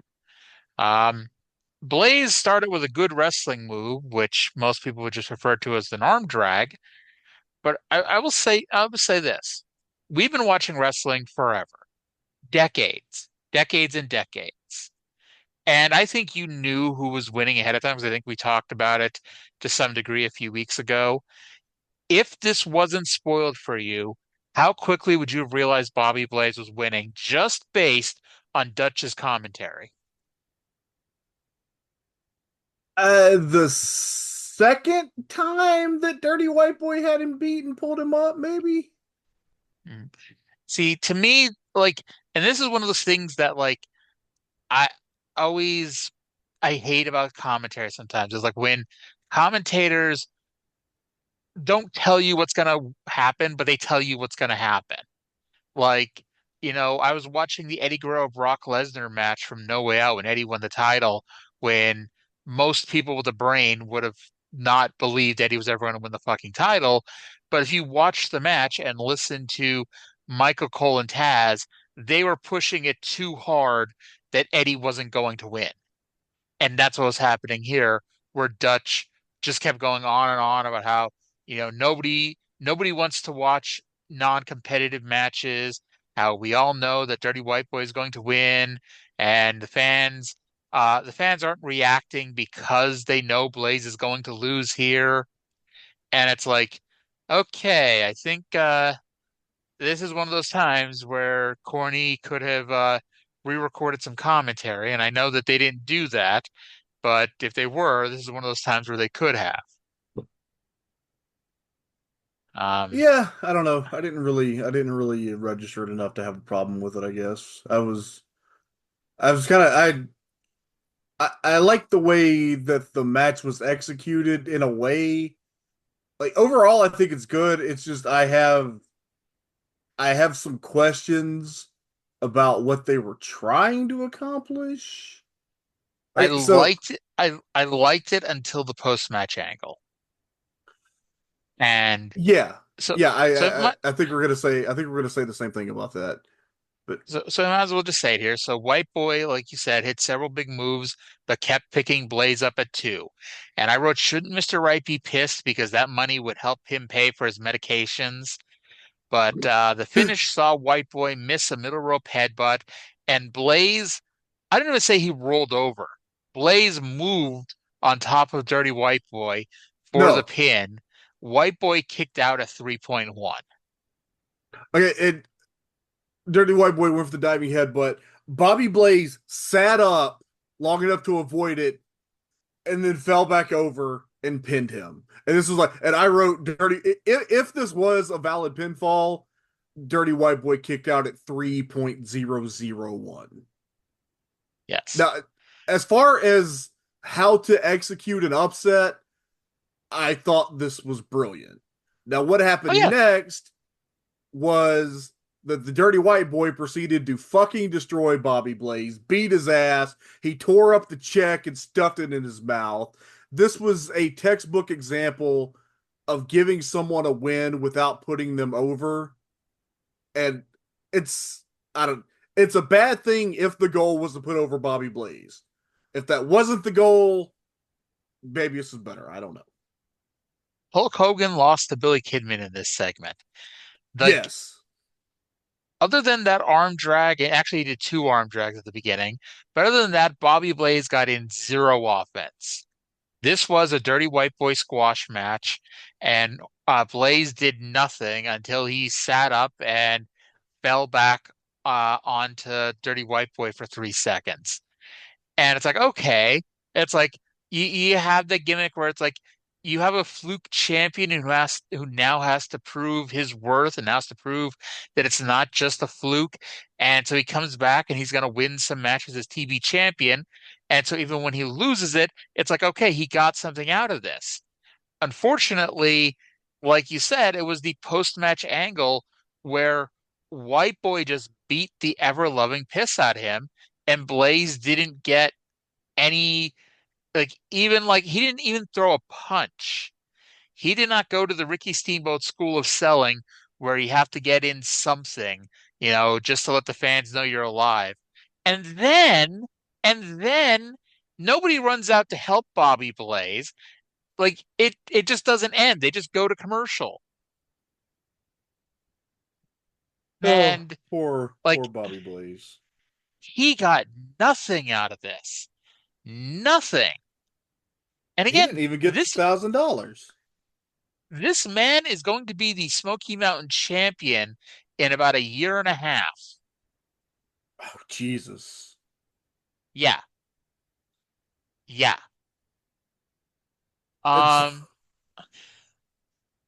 And it's like, this is not a rip on Bobby Blaze. Bobby Blaze is a perfectly fine wrestler, as we have said, but it's like this booking did him no favors, and it's possible that this was not how Cornette booked it, but it was how it was executed. As we mentioned, when Horner did some really stupid shit, if this wasn't what was supposed to happen, and I'm not saying it was or wasn't, but if it wasn't, why didn't Cornette shoot it somewhere else again and redo it? Because spoiler alert, next week, the last taping here in wherever the hell they are in Cumberland, Kentucky. There's no TV title match. So they could have done this match somewhere else on a house show, come up with some excuse as to why it had to happen on a house show instead of on TV or the TV taping, and then still do the same aftermath, etc., but do it in the way that he wanted it to be done. It's like this, and like they had almost 3 weeks because this thing was taped at the beginning of June. And it's like, again, I'm sorry, go ahead.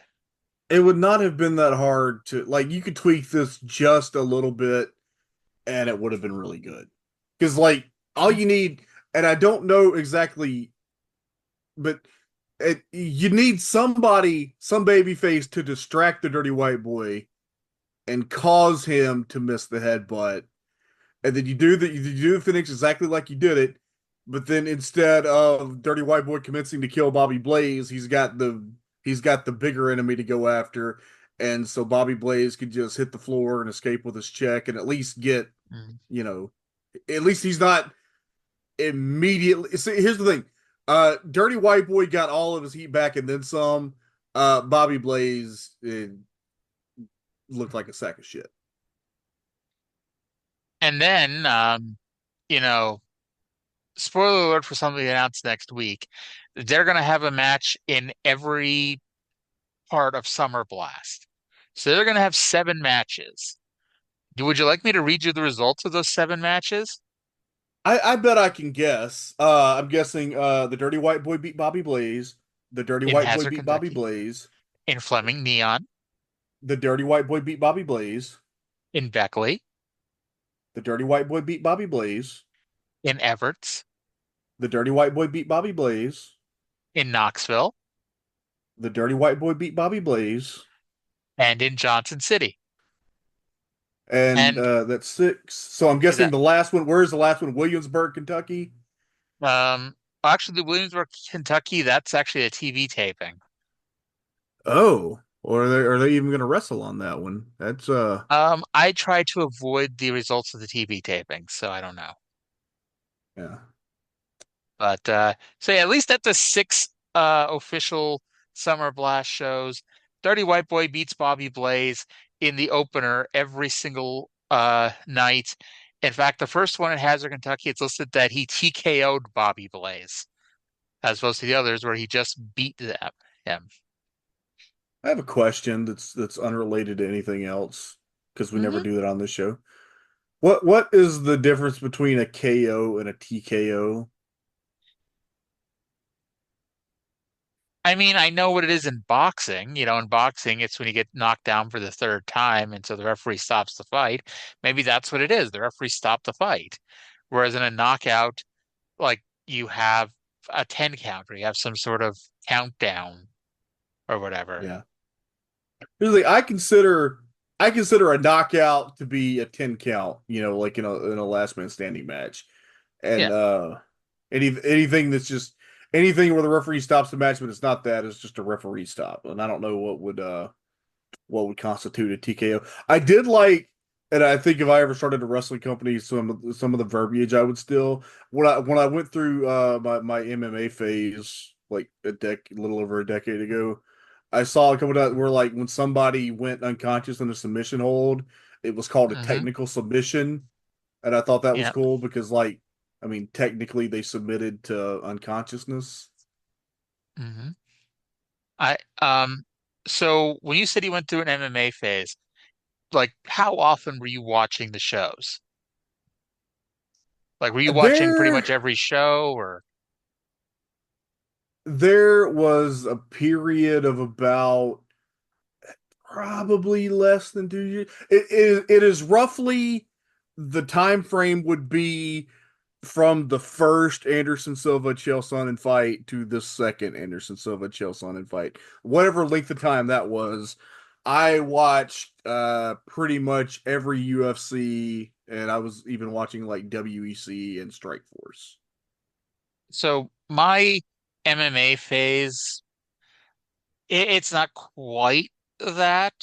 And I mean I don't know what they could do these days to make me watch something, but um you know, I watched UFC 69, which actually I just saw someone had the Matt Serra GSP fight up online and I rewatched it. That was when Matt Serra upset GSP for the title.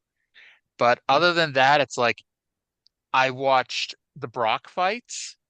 Um, and by the way, and I'm sure people listening to this will be surprised to hear this. I only once paid for a Brock fight. Everything else I used my means of, you know, whatnot.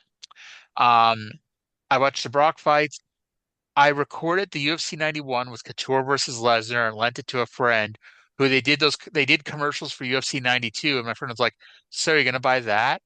I'm like, "I wasn't going to," and my friend was like, "I'll give you half the money for it." I'm like okay.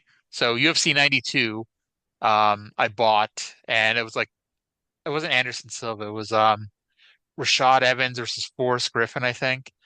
Was the main event.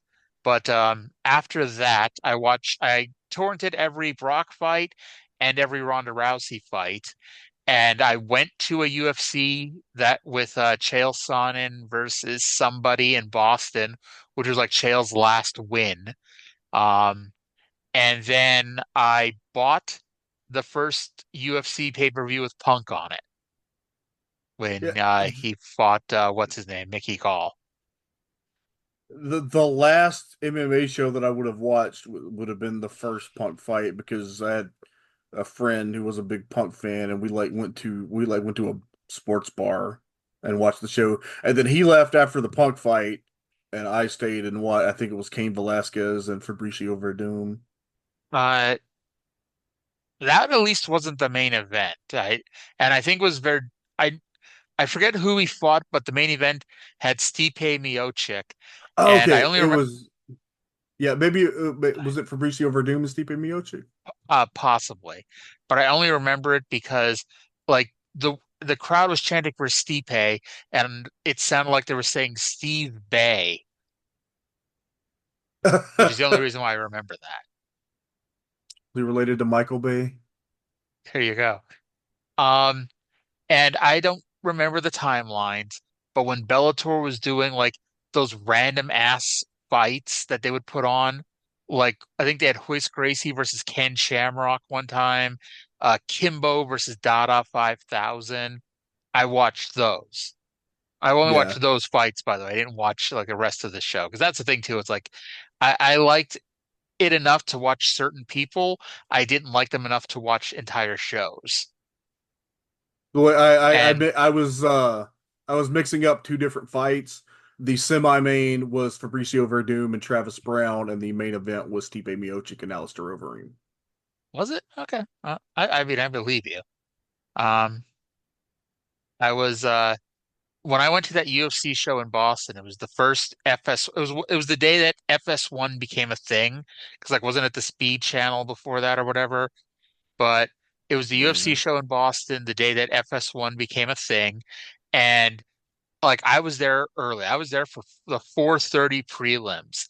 And then I realized why real sports suck because it's like the first two fights were over in like a minute.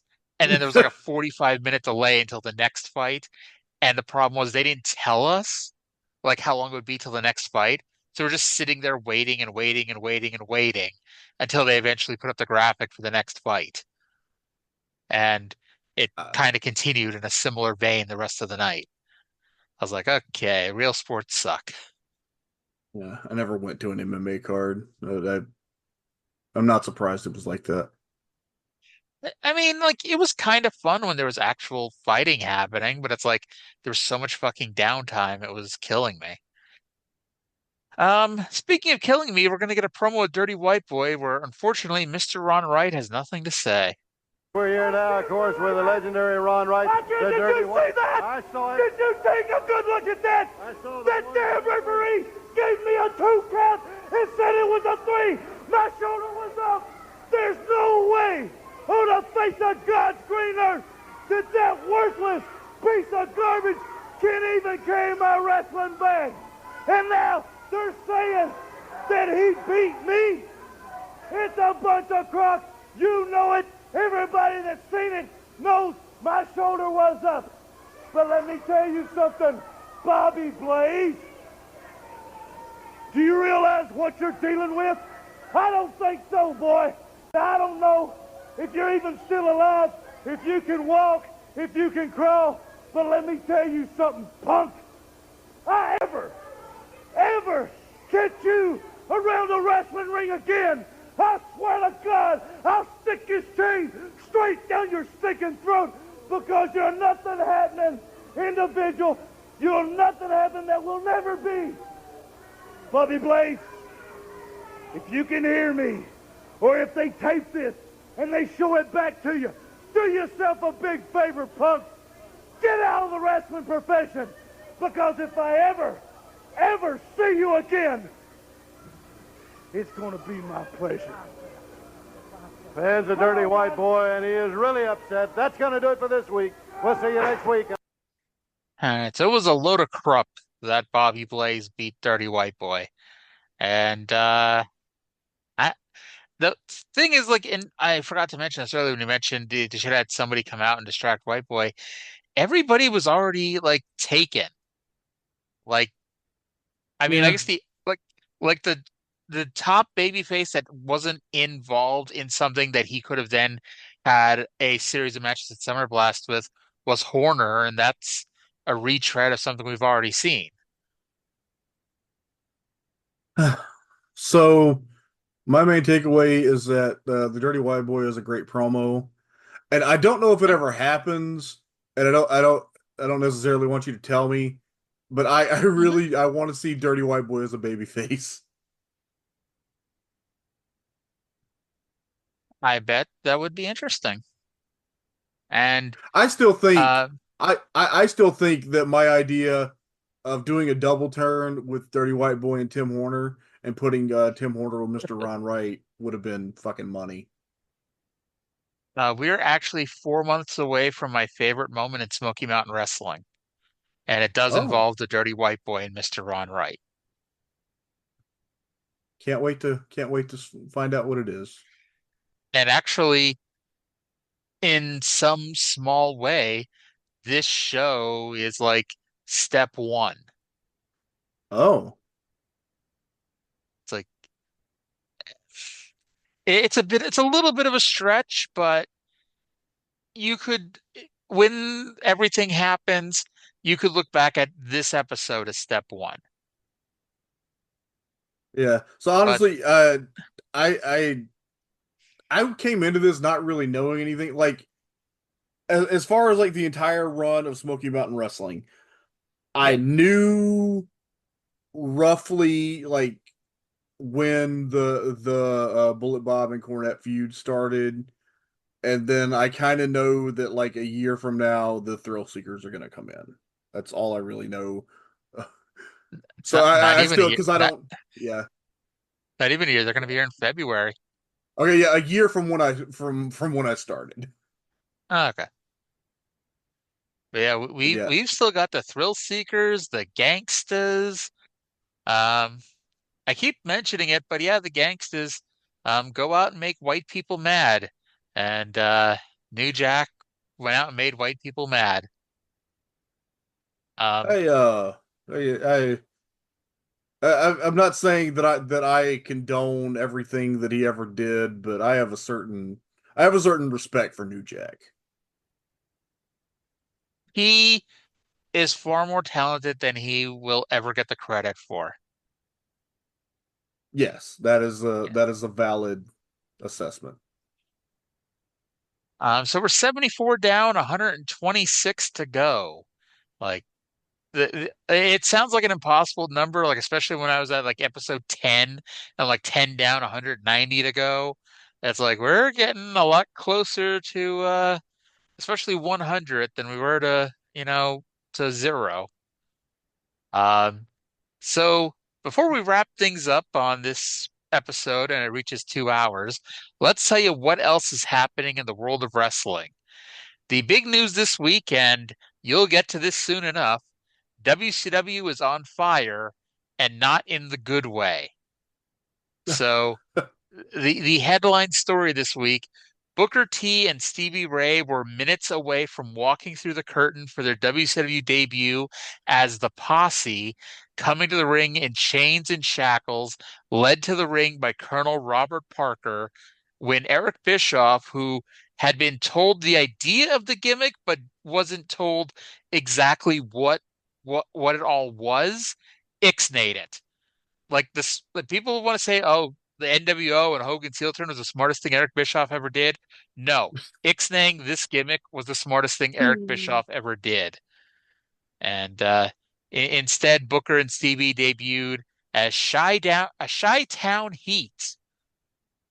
Oh, Spoiler alert! Chi-Town. That Huh. spoiler alert! That does not last long. Can you imagine Funny, if they would have gone out dressed like that? I have imagined it frequently, and I don't think anything good would come of it. You know, the funny thing is about them being Harlem Heat for all those years is they're from fucking Houston.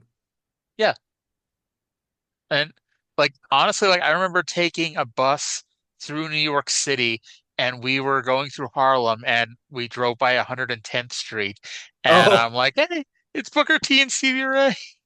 Not like, oh, I looked out, saw two black guys out there, Booker T and Stevie Ray. No, I saw 110th Street and thought of Booker T and Stevie Ray. Yeah, so I guess Uh, that's like uh the last WCW show that I would have watched would have been a week ago from this, on June 19th, 1993. And I finally saw, I had never actually seen it. I had heard the legend of it, but I finally saw for the first time the Beach Blast 93 mini movie featuring Cheatham, the one-eyed midget. Holy who, bl- shit. who blew up Sting's boat. Oh my God. That And this was like, I don't know, like why did WCW do like these mini movies three times? Like they did it for Spin the Wheel, Make the Deal with Sting and Jake Roberts. They did it for the White Castle of Fear with Sting and Vader, and now this. Like, did Cheatham just have like a personal grudge against Sting or something? Because he was the only person in all three of them other than Sting. And, and I do have uh, to ask you, did this, how much was it? $80,000 video? Did that encourage you to watch a tag team match with Sting and British Bulldog versus Sid and Vader? it encouraged me to hit the vodka a little bit. And by the way, I told you this, and I think you cackled. The cost to film this thing was like $80,000. The the live gate for Beach Blast was like $35,000. Uh,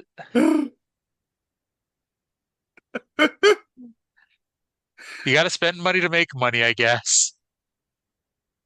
But by They the didn't way, make any money for like 3, 4 more years. that was actually an excellent segue, and you didn't know what I was going to say next. But Turner Broadcasting canceled any more repeats of the Beach Blast mini movie, and have also canceled any further tapings of the Search for Cactus Jack.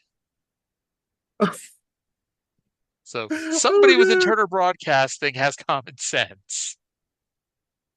no. Oh, I just saw the one where the one, what was it, Catherine White?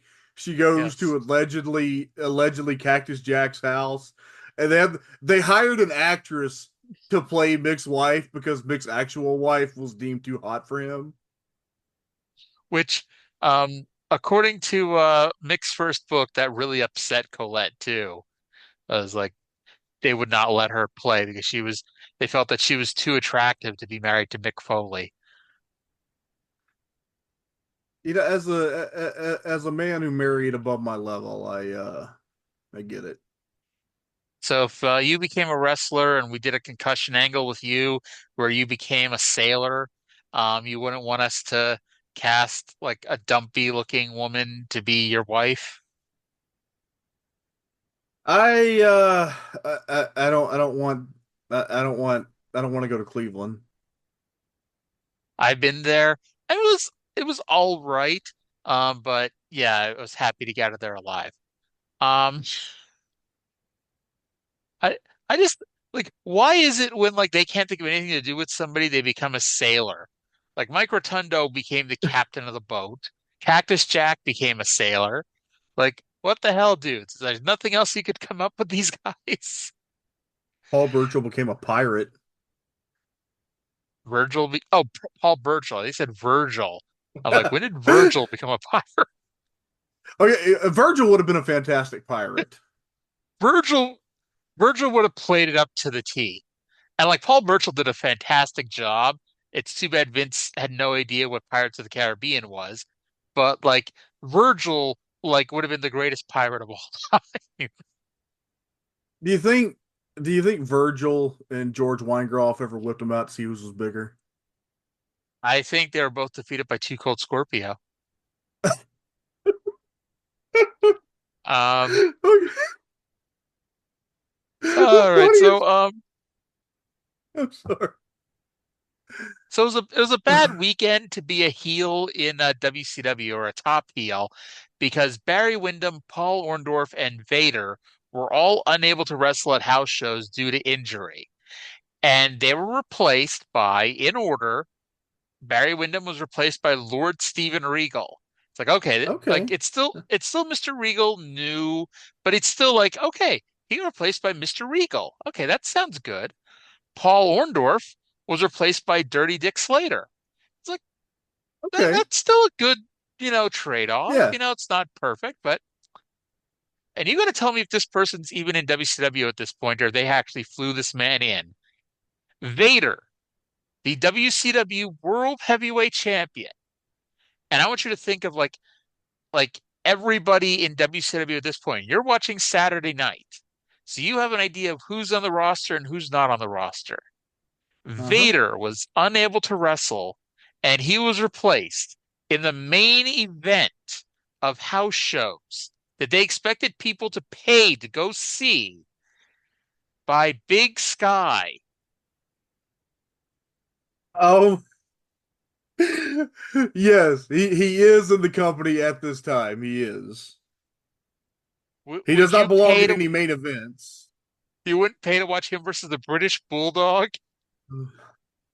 It's a shame. It's a shame that we never got the fulfillment of the Big Sky Vinny Vegas tag team. Now, was the equalizer in WCW yet at this point? Dave Sullivan? I he has not been on Saturday night yet. Okay, I would have liked to see the British Bulldog versus Dave Sullivan in a house show main event. I don't think it would have been any worse than they did. Like when they first started building to the match between Sting and Davey Boy against Vader and Sid, they had Sting and Davey Boy against Big Sky and Vinny Vegas, and that was not the best match I've ever seen. Did they do the press conference yet for the Masters of the Power Bomb? Yes, that was either this last week or the week before. Was it as great as I remember it? Pretty fucking great. I'm Okay. trying to remember. I noticed that, like, where did they get these fucking like fans that just conveniently had like Vader and Sid signs, and they came to this random fucking press conference, and then there was a one-eyed midget there. Now normally I cut the This Week in Wrestling off at three things because, otherwise I'm just sitting here reading a 12-page Wrestling Observer newsletter to everybody. However, the fourth thing was pretty fucking important and needs to be said.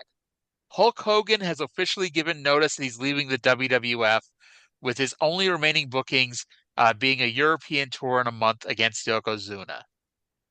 So, Hmm. yeah, Hogan is officially gone from the WWF after he doesn't lose to Yokozuna next month. And then, I'm honestly shocked they didn't just fucking replace him. And they may have, but you said you looked and he actually has those matches with Yokozuna. Yeah, beat him by DQ every night. Okay. So I'm kind of surprised when I hear the story about his last two domestic house shows that they didn't just replace him off the shows, because he had his main event matches in Boston and Chicago, teaming with Beefcake against DiBiase and IRS, and he did not give a fuck.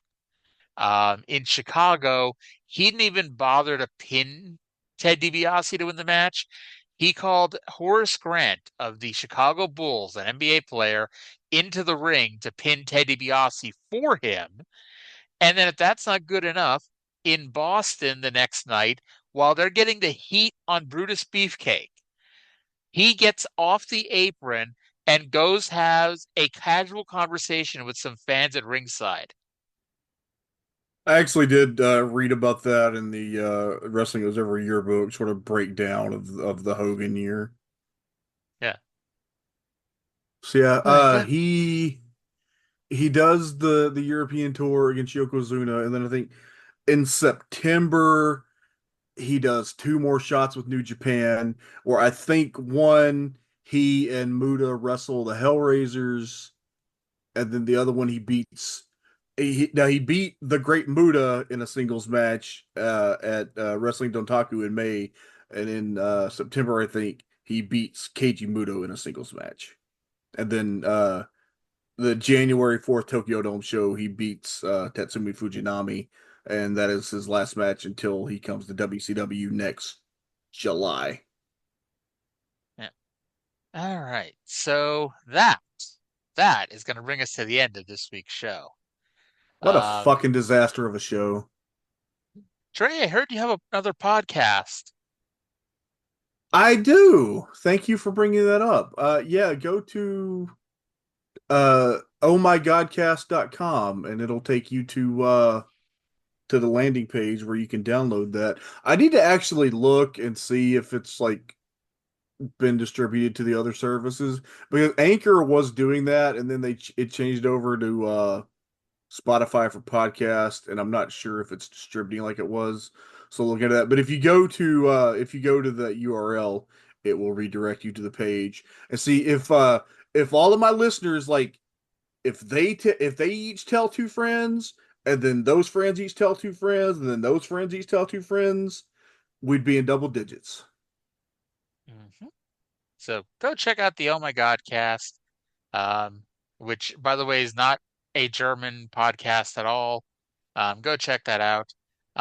And that's going to do it for this week. So I want to thank everyone for listening. I hope you all enjoyed the train wreck of a train wreck that this show has been. Take care, and I'll talk to you next week. Bye.